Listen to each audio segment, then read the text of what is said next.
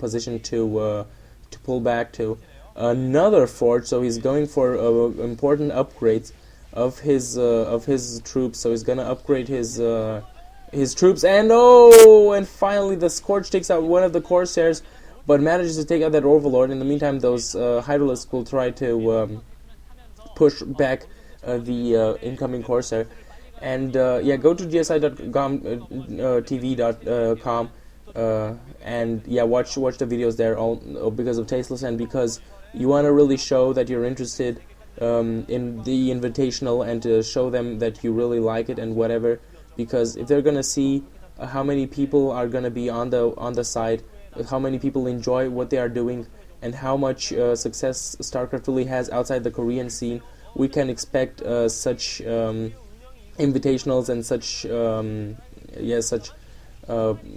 competitions a lot more often than we had until now, with maybe only the World Cyber Games being a really important, I mean, not really important because it's not important for the Koreans, but like overall important competition that's really English commentated by, of course, professional commentators like Tasteless. And Queen's Nest in the meantime, so going for the higher tech with that Queen's Nest in the meantime.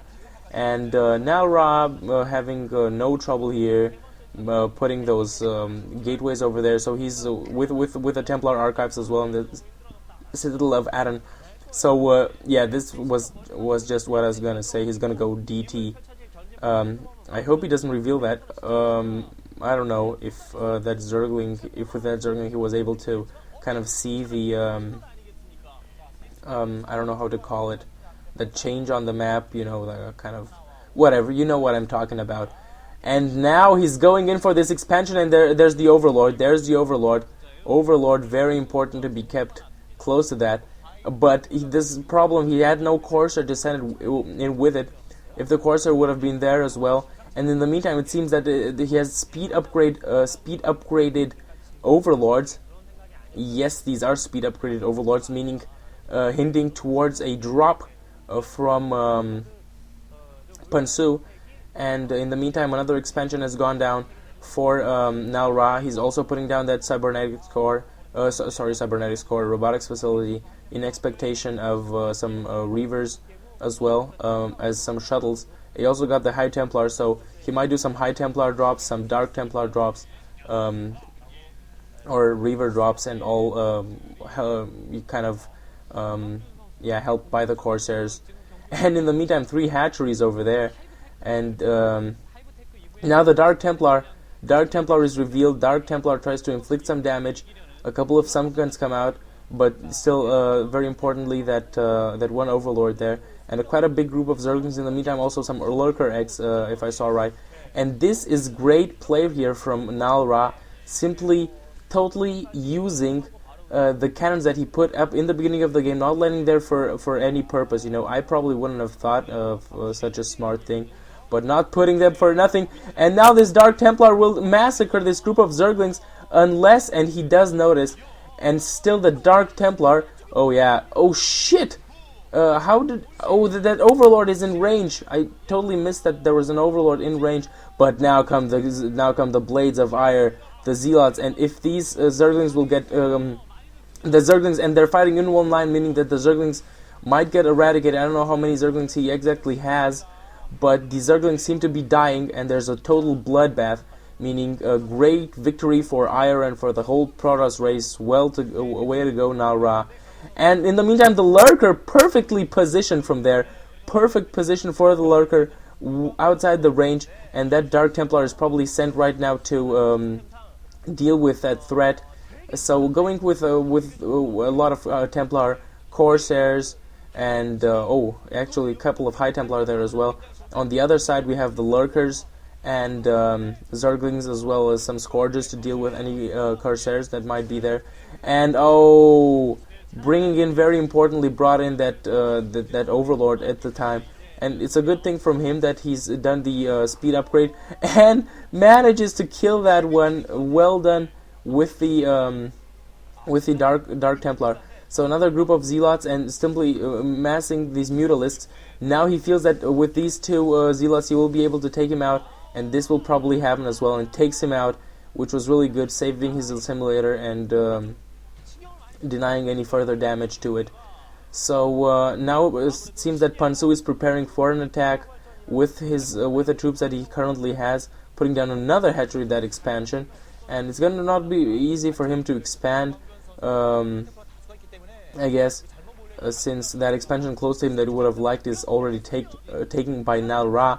Problem is, I don't know how NalRa will be able to really protect that one. I mean, he has a ton of cannons, but it would take quite some time for his army to reach that and reinforce that. So will be interesting to see how this far expansion will turn out for him.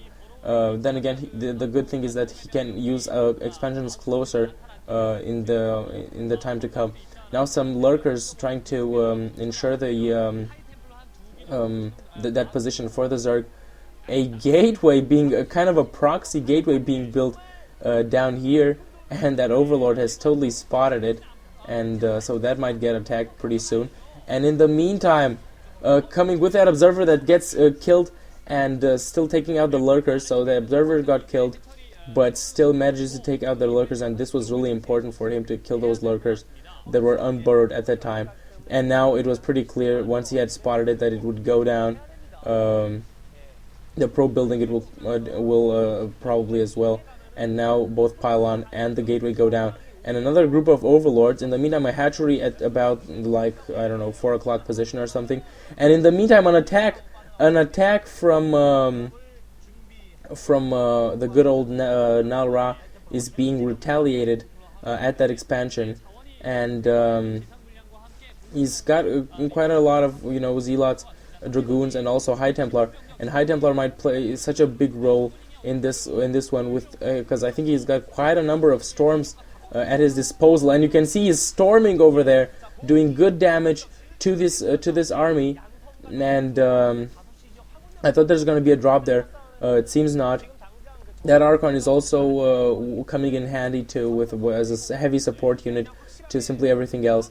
And so NalRa has pretty protected expansions, and it's going to be hard for Pansu to really break through the defenses and do something. Oh, and Dark Swarm at expansion.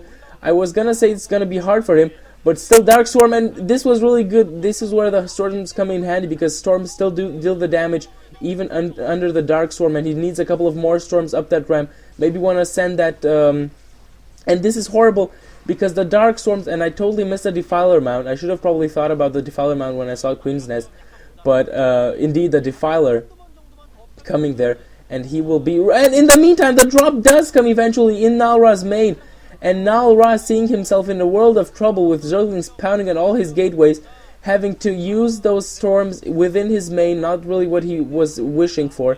And this is why you see that NalRa has lost 12 of his last 13, and Pusoon is 7-3 in PVZ in OSL and MSL preliminary. So you can see that Pusoon is a better player in PVZ and everything, because